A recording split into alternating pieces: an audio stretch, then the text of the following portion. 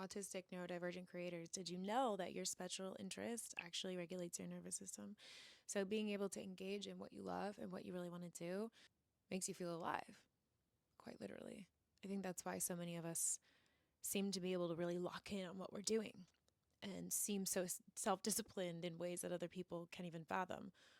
Maybe even borderline obsessive, or wow, what a creative genius. But what they don't know is that it literally feeds us. It makes us feel alive.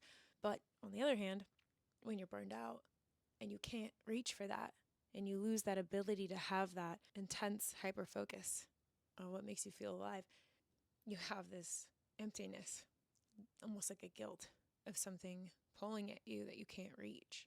It can be devastating.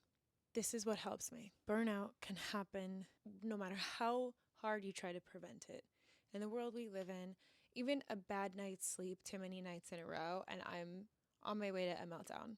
When I try to push through and still create because I'm reaching for that feeling, that me-ness, I forget that I'm also me when I'm burnt out. That's just as much of who I am.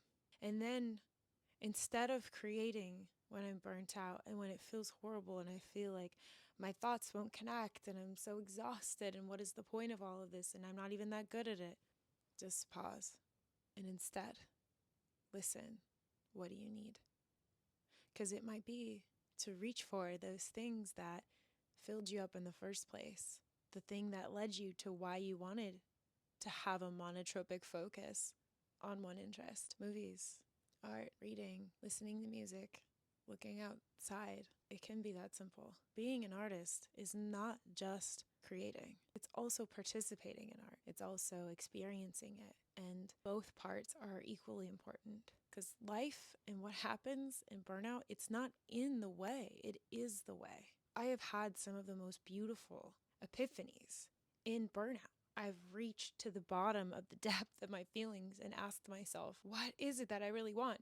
And we can uncover a lot because it's almost like we don't have a choice because we can feel so deeply. And then what do? We turn it into art. Being the person that you are, being wildly sensitive the way that you are, it's not stopping you. It is why you can do what you do. So there's really no need to get angry or upset or feel bad about yourself for being exactly the way you were made to be and for feeling as deeply as you can feel, because that's why you can create such beautiful stuff.